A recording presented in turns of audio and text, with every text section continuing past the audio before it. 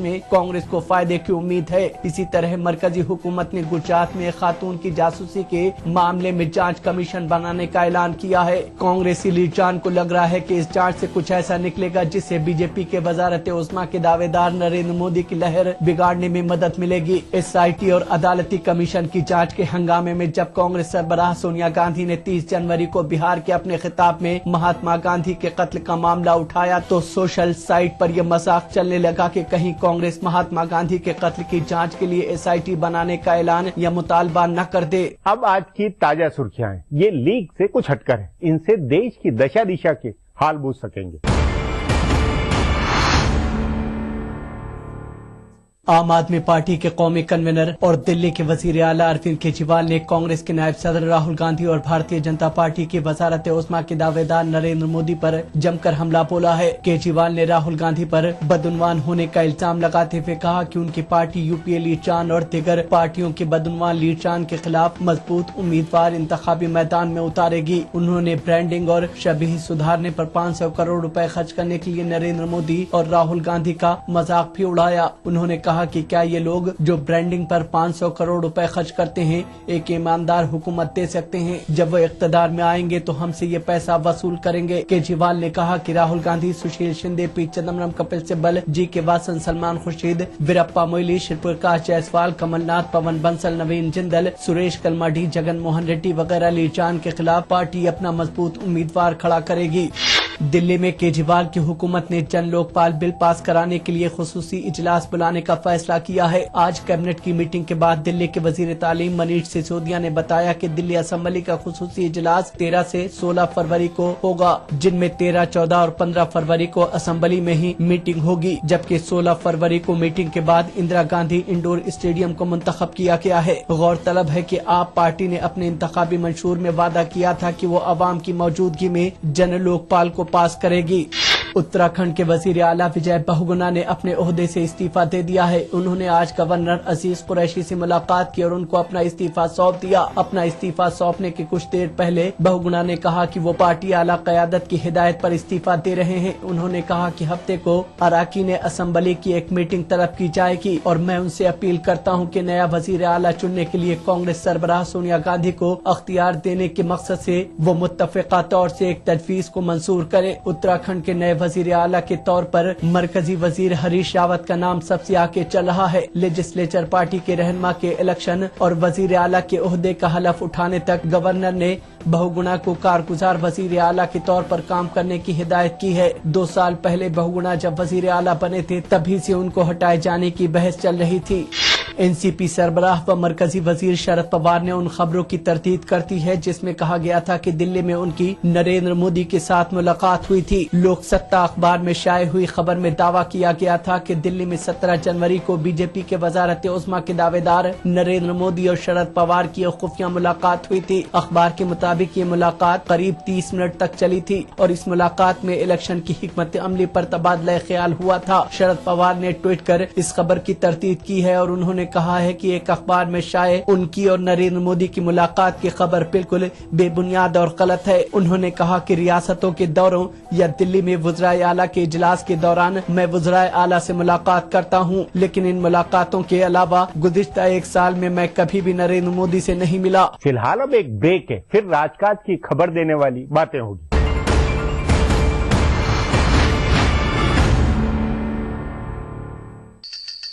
भागती दौड़ती जिंदगी में खबरों की कोई कमी नहीं, लेकिन हम आप तक पहुंचाते हैं सिर्फ वो खबरें जिसमें ना है कोई जानिबदारी ना ही सनसनी।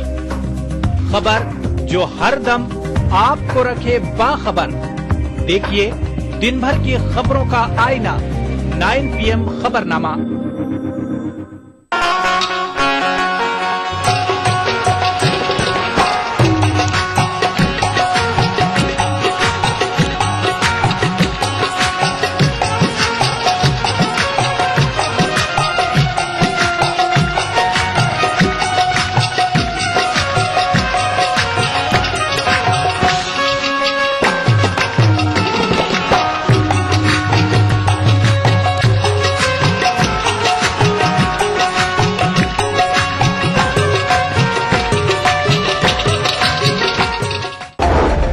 इक्वल अपॉर्चुनिटी कमीशन की बात हो रही है, हुकूमत ने क्यों नहीं बनाया अभी तक? सबसे पहले लोग समझना चाहते हैं कि ये है क्या असल में। लोग अपनी शिकायत लेकर के जाएं कि भाई हमारे साथ ये जाती हुई है, हम आइन के खिलाफ वर्जी है, मामला ये हमारे साथ, तो उसकी देखभाल करके उसको इन्वेस्टिगेट करके उसके ऊपर एक्शन लेना और जो उसका जिम्मेदार हो उसके खिलाफ सजा देना उसको, ये काम इक्वल अपॉर्चुनिटी कमीशन का है। इक्वल अपॉर्चुनिटी कमीशन जो है वो बनना चाहिए, उसकी तश्कील होनी चाहिए। आपको लगता है कि वाकई ही इसकी जरूरत है? इतने सारे कमीशन हैं, minority commission, OBCs, SC, ST, सफाई कर्मचारी, ये कमीशन वो कमीशन। तो अगर इक्वल अपॉर्चुनिटीज कमीशन बन जाएगा तो इन कमीशन का क्या स्टेटस होगा? सियासी लोग हैं वो इच्छा शक्ति, विल पावर जो है वो नहीं दिखाते। दिक्कत यह है कि हमारे मुल्क का सियासी स्ट्रक्चर जो है वो वफाकी है, फेडरल है, और उसमें जब तक तमाम रियासतें उसमें एग्री ना करें, अपने अपने उनकी राय न ली जाए, तो इन तमाम चीजों में बहुत सारा वक्त लग जाता है। यकसा मौक़े कमीशन के उन्वान पर देखिए प्रोग्राम हमारे मसाइल, जुमे की रात 8 बजे और इतवार दोपहर 2:30 बजे सिर्फ ETV उर्दू पर।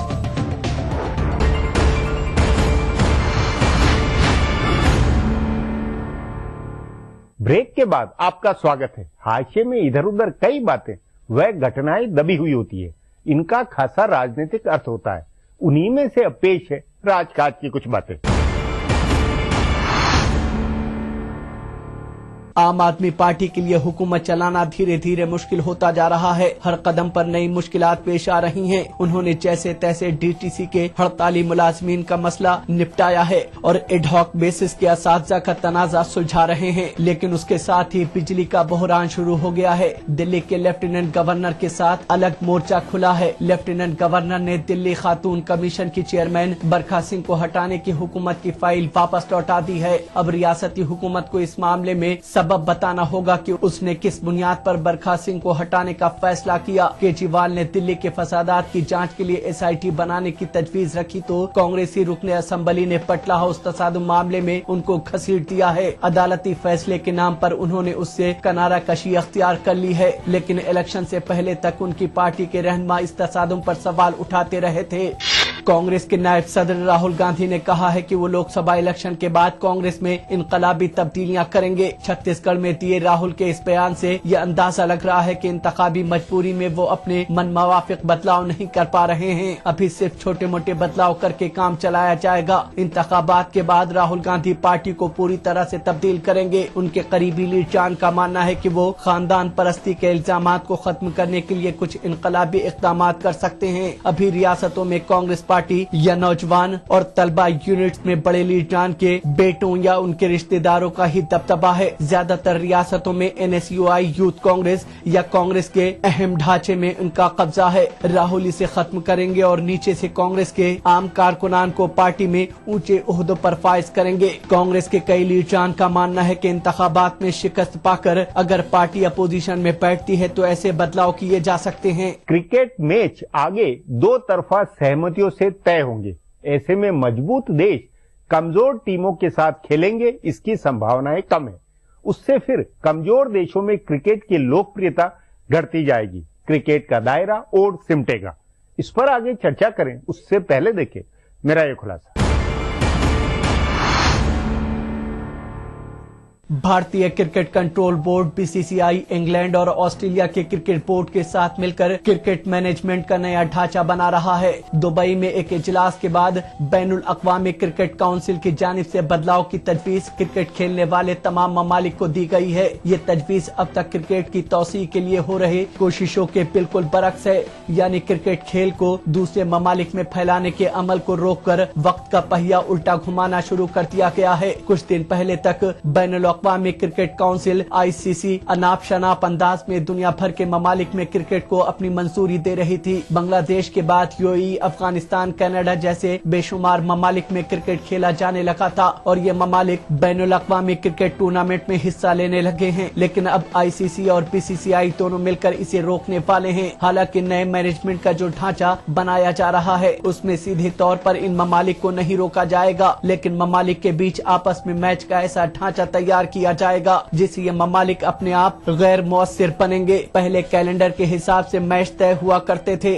और इसमें तमाम ममालिक को हर मुल्क के साथ खेलना होता था, यानी हिंदुस्तान पाकिस्तान ऑस्ट्रेलिया के साथ खेलता था तो उसे लाजमी तौर से बांग्लादेश या जिम्बाब्वे के साथ भी खेलना पड़ता था। लेकिन अब शायद ऐसा नहीं हो पाएगा। अब मैच ममालिक की दो तरफा रजामंदी के बुनियाद पर तय होंगे, यानी ताकतवर टीमें सिर्फ अपने जैसी मजबूत टीमों के खिलाफ खेलेंगी। जब कोई बड़ी टीम कमजोर टीम के साथ नहीं खेलेगी तो मैचों में वैसी मकबूलियत नहीं देखने को मिलेगी जैसी अभी मिलती है। कमजोर टीमों के मैच को न ही स्पॉन्सर्ड मिलते हैं और न ही नाजरीन। इस लिहाज से क्रिकेट की दुनिया में दाखिल होने वाले नए ममालिक में क्रिकेट घरेलू खेल बनकर रह जाएगा। आलमी सतह पर उनको मंजूरी नहीं मिलेगी। हालांकि इसका दूसरा पहलू ये भी है कि बड़े ममालिक के बीच मैचों की मकबूलियत बढ़ेगी। जब दुनिया की कद्दावर टीमें आपस में टकराएंगी तो उनको स्पॉन्सर्ड भी ज्यादा मिलेंगे और नाजरीन भी ज्यादा होंगे। इस लिहाज से कहा जा सकता है कि क्रिकेट का मैनेजमेंट पूरी तरह से रेवेन्यू की बुनियाद पर मुनज़्ज़म होने वाला बन जाएगा। छोटे और कमजोर टीम वाले ममालिक की कीमत पर बड़े ममालिक अपने यहाँ क्रिकेट की मकबूलियत को बढ़ाएंगे। हिंदुस्तान, ऑस्ट्रेलिया और इंग्लैंड के अलावा जनूबी अफ्रीका, पाकिस्तान, श्रीलंका और वेस्ट इंडीज में क्रिकेट की मकबूलियत बरकरार है। इन ममालिक की मजबूत क्रिकेट टीम है। न्यूजीलैंड की टीम भी जब घरेलू पिच पर खेलती है तो वो एक मजबूत टीम होती है। चुनांचा जाहिर है कि क्रिकेट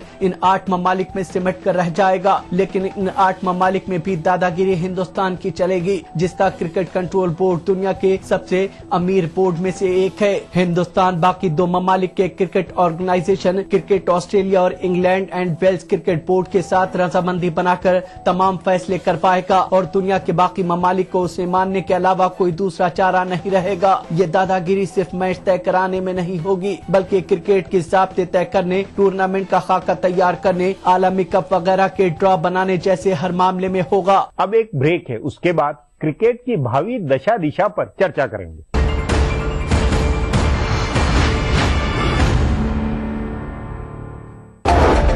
इक्वल अपॉर्चुनिटी कमीशन की बात हो रही है, हुकूमत ने क्यों नहीं बनाया अभी तक? सबसे पहले लोग समझना चाहते हैं कि ये है क्या असल में। लोग अपनी शिकायत ले करके जाएं कि भाई हमारे साथ ये जाती हुई है, हम आइन के खिलाफ वर्जी है, मामला ये हमारे साथ, तो उसकी देखभाल करके उसको इन्वेस्टिगेट करके उसके ऊपर एक्शन लेना और जो उसका जिम्मेदार हो उसके खिलाफ सजा देना उसको, ये काम इक्वल अपॉर्चुनिटी कमीशन का है। इक्वल अपॉर्चुनिटी कमीशन जो है वो बनना चाहिए, उसकी तश्कील होनी चाहिए। आपको लगता है कि वाकई इसकी जरूरत है?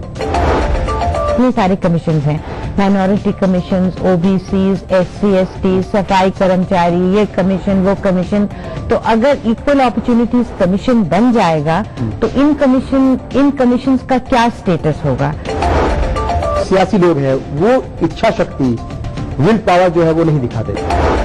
दिक्कत यह है कि हमारे मुल्क का सियासी स्ट्रक्चर जो है वो वफाकी है, फेडरल है, और उसमें जब तक तमाम रियासतें उसमें एग्री ना करें, अपनी अपनी उनकी राय न ली जाए, तो इन तमाम चीजों में बहुत सारा वक्त लग जाता है।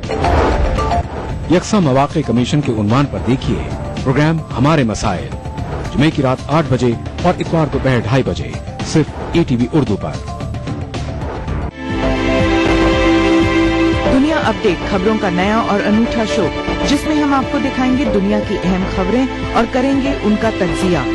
जानेंगे दुनिया की अहम घटनाओं का भारत पर क्या होगा असर, दिखाएंगे ग्लैमर जगत का हाल और तेज खबरों में देखेंगे क्या कुछ हुआ पूरी दुनिया में बीते हफ्ते के दौरान। तो देखना न भूले दुनिया अपडेट हर रविवार शाम 6 बजे ETV उर्दू पर। दक्कन की हर छोटी बड़ी सरगर्मी पर हमारी नजर, लेकिन आप तक पहुंचाते हैं सिर्फ वो खबर जो करे आपको बेदार। सियासत के गलियारों से रोजमर्रा की जिंदगी, दक्कन के गोशे गोशे से आप तक खबरें पहुंचाता दक्कननामा, रोजाना शाम 6:30 बजे। एक होनहार तालिबा का उर्दू से कल्बी लगाओ। कन्नड़ा घराने से ताल्लुक के बावजूद MA उर्दू में हासिल किया गोल्ड मेडल। कर्नाटक के बीजापुर की अनुपम पोल की मिसाली कामयाबी। देखिए प्रोग्राम खास बात में इतवार की शाम 7:30 बजे, सिर्फ ETV उर्दू पर।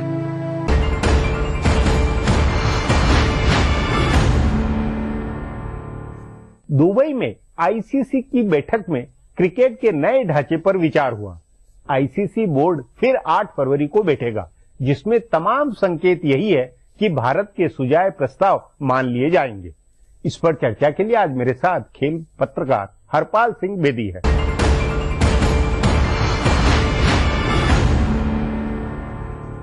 बेदी जी, अपना जो क्रिकेट बोर्ड है वो आईसीसी से जिस तरह के फैसले करवा रहा है, उससे क्या ये नहीं लगता है कि क्रिकेट अंततः केवल भारत में ही खेलने वाला खेल हो जाएगा और उसके साथ ऑस्ट्रेलिया और इंग्लैंड 2 हो जाए, बाकी दुनिया में जो 5-6 दूसरे देश है उससे खत्म होता हुआ लगता है? बिल्कुल सही कहा आपने। हालांकि देखा जाए तो इस पे हंसी भी आ सकती है, मगर जो हंसी की बात है मगर आपने सही कहा जिस तरीके से कर रहे हैं। और देखिए इसमें यह है कि एक छोटी सी गलती होगी तीनों में, इंग्लैंड, भारत और ऑस्ट्रेलिया के इन्होंने एक गड़बड़ की, इन्होंने साउथ अफ्रीका को बाहर रखा। अगर साउथ अफ्रीका को भी ले लिया होता तो ये मामला ही खत्म होता, फैसला ही हो जाता कि साहब हम ही कंट्रोल करेंगे, हम ही खेलेंगे, पैसा हमारे पास आता है, हम डिसाइड करेंगे किसे खेलना है, कब खेलना है और कितना पैसा दूसरी टीम को मिलेगा। मगर क्योंकि इन्होंने साउथ अफ्रीका को बाहर रख दिया जो कि वर्ल्ड नंबर 1 टीम है। देखिए एक बात है, त्रासदी देखिए कि तीनों टीमें, तीनों कंट्री जो जिन्होंने शो डलाया, इनकी टीमों का हाल देखिए कि भारत सीरीज हार गया न्यूजीलैंड से, जिस न्यूजीलैंड को हम मानते नहीं है। इंग्लैंड इतनी बुरी तरह से हारा ऑस्ट्रेलिया से अभी, और ऑस्ट्रेलिया जब इंग्लैंड में गया था बड़ी बुरी तरह से, ऑस्ट्रेलिया जब इंडिया में आया था बड़ी बुरी तरह से। तो तीनों टीमों का हिम्मत देखिए, क्योंकि हमारा पैसा है। मतलब इन तीनों अपनी दादागिरी जो कर रहे हैं वो पैसे के बल के ऊपर, विज्ञापन और कमाई है उसके आधार पर ये कह रहे हैं कि हम जैसा खेलेंगे वैसे ही हम लोग ही पूरी अंतर्राष्ट्रीय क्रिकेट को कंट्रोल करेंगे। असली मकसद तो यही है ना। वही तो मैं कह रहा हूँ कि तीनों ये बोर्ड है, अगर इनकी क्रिकेट परफॉर्मेंस देख लें ऑन द फील्ड तो बुरी हालत है। लेकिन पैसे के नाते परफॉर्मेंस है, पैसे के नाते पर यही तो कंट्रोल करते हैं। इसी कारण ये कंट्रोल करना चाह रहे हैं। इन तीनों में से भारत सबसे आगे है। वो कहते हैं सब, और जो हकीकत है 80% हमसे कमाते हैं आप, बाकी आपके पास है क्या? अगर आप शो डालेंगे तो हम नहीं जाते और हम नहीं जाएंगे। तो ये एक बात बता दें, आपने सही कहा कि क्या सिर्फ भारत में क्रिकेट होगा, बाहर नहीं होगा। जिस वक्त वेस्ट इंडीज में भारत पहली बार आउट हो गया, पहले वो सारा टूर्नामेंट फेल हो गया। हालांकि क्योंकि ना उधर एडवर्टाइजर है, ना उधर स्पॉन्सर है, सारे लोग ना मैच देखने वाले रहे। नहीं, लेकिन ये जो विचार है, जो 8 फरवरी को फिर आईसीसी की मीटिंग होगी और उसमें तय होगा फाइनली, इसके अंदर बुनियादी बात क्या है? मतलब आप दर्शकों के नाते या अपने उसके नाते क्या है मामला, क्या करना चाह रहे हैं? कि भारत, ऑस्ट्रेलिया और इंग्लैंड ने डिसाइड किया कि बहुत हो गया, पैसा हम कमाते हैं, इनको क्यों दें। दूसरा, आईसीसी एक FTP फ्यूचर टूर प्रोग्राम बनाती थी। उससे होता था कि ये डिसाइड होता था कि भारत ने पाकिस्तान से खेलना है, भारत ने ये बांग्लादेश से खेलना, श्रीलंका से खेलना, सब वो डिसाइड करती है। पर अब वो नहीं होगा। उसमें यह होता था कि अब आईपीएल शुरू हो गया, उसमें कई कंट्रीज का उन्हीं दिनों जो आईपीएल में होता था उनका अपने मैच होते थे। तो कई प्लेयरों को कहते थे नहीं जाओ आईपीएल में खेलो। अब इन्होंने कहा साहब हमारा जो आईपीएल है, या जैसे बिग बैश ऑस्ट्रेलिया में चलता है या इंग्लैंड में सीरीज T20 चलता है, तो उसको जो प्राइवेट है उसमें बहुत पैसा है, तो क्या फायदा है खेलने का। उन्होंने अब ये डिसाइड किया, अकॉर्डिंग टू ये प्रपोजल जब अगर प्रस्ताव होगा कि हम डिसाइड करेंगे किससे खेलना है, वो पहले डिसाइड करेंगे और कब किसके साथ खेलना है, कितने दिन खेलना है। एक देश दूसरे देश से खुद डिसाइड करेगा, आईसीसी के जरिए नहीं होगा। इसलिए ये कि भारत की टीम बांग्लादेश के साथ खेलने में फायदा नहीं है, श्रीलंका नहीं है, न्यूजीलैंड नहीं, तो ये इससे कुल मिलाकर क्रिकेट फिर 3 देशों का, 4 देशों का ही और ज्यादा सिमट जाएगा। उन्होंने ये कहा, सिमट तो जाएगा। उन्होंने कहा कि आप पर एहसान करेंगे, हम आ जाएंगे आपके पास, कभी कभार आ जाएंगे, जब आएंगे जब आपको थोड़ा पैसा चाहिए। और ये भी एक हिकारत है कि आपको पैसा चाहिए, ये वर्चुअली यही कहा, मतलब ये आपको पैसा चाहिए। तो उन्होंने पाकिस्तान को क्या कहा?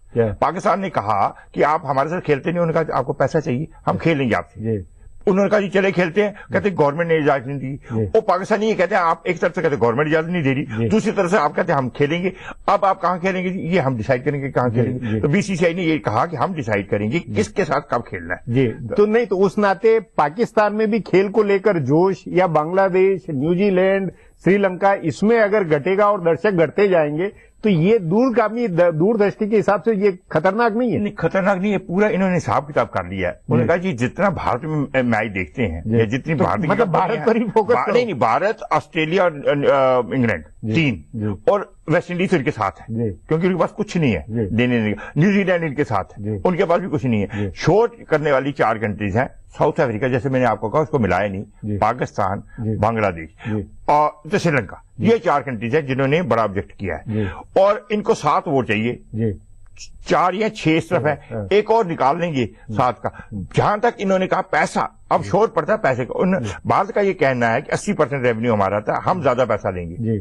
अगर आज जो मिलता है, और उन कंट्रीज को देने का कोई फायदा नहीं जहां पर क्रिकेट के नाम पर पैसा तो दिया जा रहा है मगर वहां पर कुछ हो नहीं रहा। अगर लॉजिकल देखा जाए वो पॉइंट तो है कि आप पैसा दे रहे अंगोला को, 110 कंट्री रखी है आपने दिखाने के लिए, उनको पैसा जा रहा है तो वो बंद होना चाहिए। और साथ में हम जब हम पैसा कमाते हैं, हमारे लोग ये कहते हैं हम क्यों बांग्लादेश को दें, हमने कोई ठेका ले रखा कि हम पाकिस्तान को क्यों दें, हम ये करें जो फंड बनाएंगे। लेकिन ये बात अपनी जगह तर्क है, लेकिन कुल मिलाकर खेल के फैलाव, क्रिकेट के फैलाव में तो ये बहुत ही नुकसानदायी है कि फिर अंगोला क्यों खेलेगा, वहां क्रिकेट का नाम लेवा ही नहीं होगा तो दुनिया के अंदर फिर 4 देशों के अंदर नाम लेवे हो जाएंगे। इन्होंने बड़ी कोशिश की क्रिकेट फैलाने, और क्रिकेट कमजोरी मतलब तंग ही होता जा रहा है। और जो अगर आपके बाहर के प्लेयर खेल भी रहे हैं अपने नए प्लेयर, उनमें सारे भारतीय या पाकिस्तानी आ रहे हैं बेसिकली देखा जाए तो। रवि बोपारा हुआ, ये पनेसर हुआ, या जैसे भी है पाकिस्तान के भी प्लेयर हैं जो बाहर जाके सेटल हो गए। जो इनका जब जगमोहन डालमिया साहब ने आईसीसी प्रेसिडेंट बने थे, जो इनका मूड था कि ये फैलाए,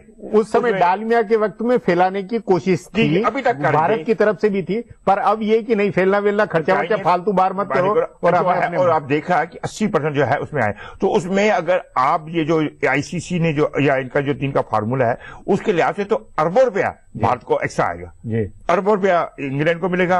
उसी हालांकि भारत क्रिकेट की कमाई में मालामाल होगा, लेकिन क्रिकेट का जो खेल है वो अपने आप दुनिया में सिमटेगा, ये लब्बुलुआब निकलता है। सिमट तो गया है, जब सिमट गया तभी इनको पता चला कि सिमट गया, फैलाने की जरूरत नहीं है। तो अब ऐसा करें कि ऑस्ट्रेलिया को मिला लें, इंग्लैंड को मिला लें, जहां पर क्राउड आती है तीनों जगह पे, हम प्रेसिडेंट बनेंगे, ऑस्ट्रेलिया वाले एग्जीक्यूटिव कमेटी के चेयरमैन बनेंगे, इंग्लैंड वाले बनेंगे फाइनेंस कमेटी के चेयरमैन। तो ये तीनों आपस में 2-2 साल के लिए, मतलब पहला जो होगा वो भारत बनेगा, ऑस्ट्रेलिया बनेगा एग्जीक्यूटिव कमेटी, और फाइनेंस का इंग्लैंड। फिर 2 साल के बाद मतलब तीनों मिलकर अपना खेल और खेल मैनेजमेंट संभालेंगे। और उन्होंने कह दिया कि अगर आपको ज्यादा शोहरत 5-3-4 मेंबर की कमेटी की जगह 5 कर देंगे, सब कुछ होगा, मानना आपको हमारा पड़ेगा। उन्होंने शोर डाला, लोगों को उनको टाइम दे दिया, मगर ये बता दिया है कि सर आप जो हमने डिसाइड करे करना वही होगा। जी बेदी जी, बातचीत को यहीं समाप्त करेंगे। प्रोग्राम में आने के लिए बहुत बहुत धन्यवाद। हमारा प्रोग्राम अब यहीं खत्म होता है, मुझे इजाजत दीजिए। सोमवार को फिर मिलेंगे इसी चैनल पर इसी समय।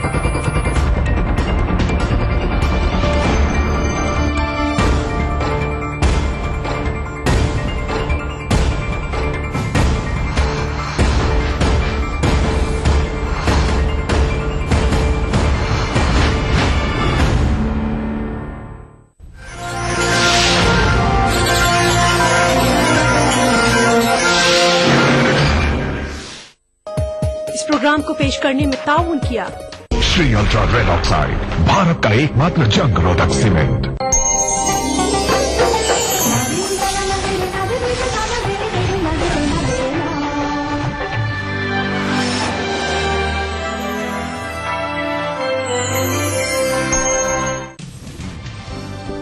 जिंदगी के इस सफर में सच्चाई हमारी हमसफर हो। हम दिखाते हैं वही खबर जो समाज के लिए हो आईना। गैर जानिबदारी हमारा शिवा। खबर वही जिस पर हो आपको एतबार। देखिए खबरनामा इन औकात पर। भागती दौड़ती जिंदगी में खबरों की कोई कमी नहीं, लेकिन हम आप तक पहुंचाते हैं सिर्फ वो खबरें जिसमें ना है कोई जानिबदारी ना ही सनसनी। खबर जो हर दम आपको रखे बाखबर। देखिए दिन भर की खबरों का आईना 9 PM खबरनामा।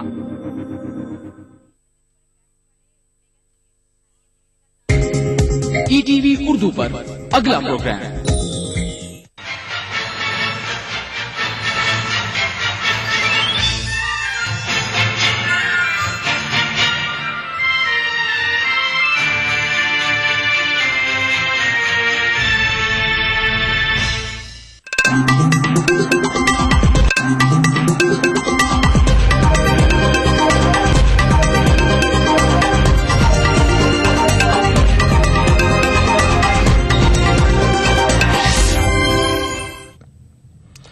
नाज़रीन आदाब, ETV उर्दू न्यूज में आपका खैर मकदम और आप देख रहे हैं खबरनामा। सबसे पहले नजर हेडलाइंस पर। दिल्ली में आय से बिजली महंगी, केजरीवाल ने धमकाया बिजली कंपनियों को, बीजेपी ने शुरू किया एहतजाज। हरीश रावत का उत्तराखंड का वजीर आला बनना तय, सीएलपी की मीटिंग में लीडर किया जाएगा मुंतखब। 8 करोड़ की लूट के सिलसिले में 3 गिरफ्तार, दिल्ली पुलिस की स्पेशल सेल की कार्रवाई। जम्मू कश्मीर काबीना की अहम मीटिंग आज, एडमिनिस्ट्रेटिव यूनिट्स के क़याम का तनाजा हल होने के आसार। और शाम के मामले पर जिनेवा मुज़ाकरात बिना नतीजा खत्म, फरवरी में अगले मुज़ाकरात की तैयारी।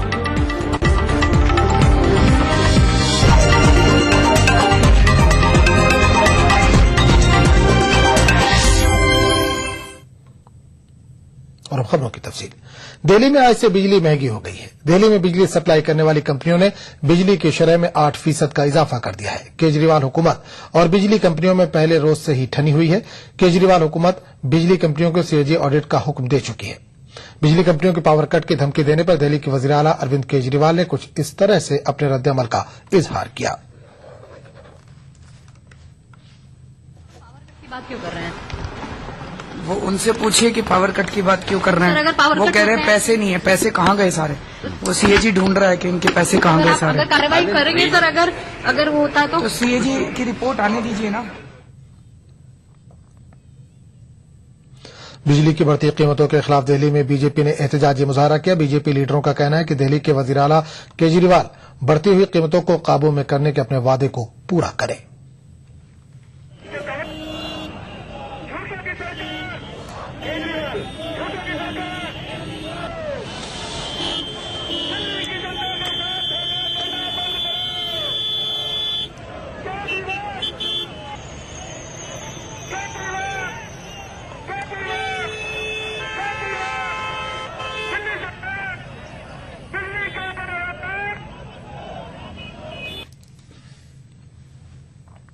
भ्रष्ट सरकार जो जनता को के साथ विश्वासघात करके और धोखा देकर छल कर जनता की भावनाओं के साथ विश्वासघात करके सत्ता में काबिज हुई है, ऐसी सरकार के खिलाफ आज हमने मोर्चा खोला है। केजरीवाल की सरकार ने दिन प्रतिदिन उन्होंने ये वादा किया था कि महंगाई को वो घटा देंगे, परंतु आज हम देखते हैं कि बजट हमारा बिगड़ता जा रहा है और महंगाई दिन प्रतिदिन बढ़ती जा रही है।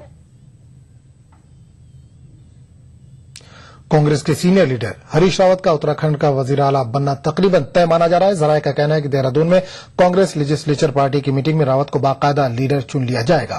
सीएलपी मीटिंग को रस्मी बताया जा रहा है। यह भी कहा जा रहा है कि सीएलपी मीटिंग में लीडर मुंतखब होने के बाद आज ही इनकी हलफबरदारी भी हो सकती है। देहरादून के परेड ग्राउंड में हलफबरदारी तकरीब की तैयारियां भी शुरू हो चुकी हैं।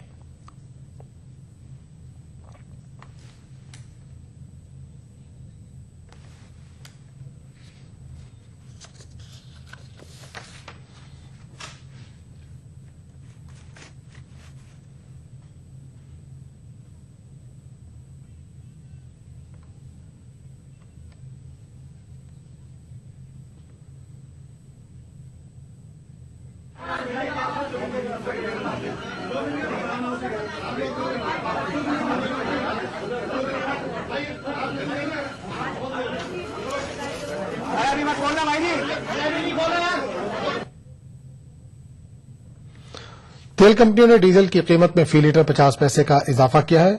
बढ़ी हुई कीमतें गुज़िश्ता शब 12 बजे से नाफिज हो गई हैं। तमाम तेल कंपनियों ने बगैर सब्सिडी वाले सिलेंडर की कीमतों में फी सिलेंडर 107 रुपए की कमी की है। तेल कंपनियों ने बैनुल-अक़वामी बाजार में कीमतों में कमी की वजह से बगैर सब्सिडी वाले सिलेंडर की कीमतों में 107 रुपए की कमी की है। अब सार्फिन को फी सिलेंडर 107 रुपए कम कीमत पर बगैर सब्सिडी वाला सिलेंडर दस्तयाब होगा। सार्फिन को एक साल में सब्सिडी वाले 12 सिलेंडर का कोटा खत्म होने के बाद बाजार की कीमत पर सिलेंडर लेना पड़ता है। कीमतों में कमी के बाद दारुल हुकूमत दिल्ली में अब बगैर सब्सिडी वाले रसोई गैस की कीमत 1134 रुपए होगी। पहले यह कीमत 1241 रुपए थी। एक तरफ जहां तेल कंपनियों ने बगैर सब्सिडी वाले रसोई गैस की कीमतों में कमी की है, वहीं डीजल की कीमतों में फी लीटर 50 पैसे का इजाफा कर दिया है। डीजल की इजाफी कीमतें गुज़िश्ता शब 12 बजे से नाफिज हो चुकी हैं। डीजल की कीमतों में इजाफे के बाद अब दिल्ली में टैक्स को मिलाकर डीजल की कीमत में फी लीटर 57 पैसे का इजाफा हुआ है। अब दिल्ली में डीजल की कीमत बढ़कर फी लीटर 54 रुपए 91 पैसे हो गई है, जबकि मुंबई में फी लीटर डीजल की कीमत 62 रुपए 60 पैसे से बढ़कर 63 रुपए 60 पैसे हो गई है। कादिर है कि यह कदम गुज़िश्ता साल जनवरी में हुकूमत के इस फैसले के मुताबिक है, जिसमें डीजल की कीमतों में हर महीने फी लीटर 50 पैसे इजाफा करने का फैसला किया गया था। जब तक के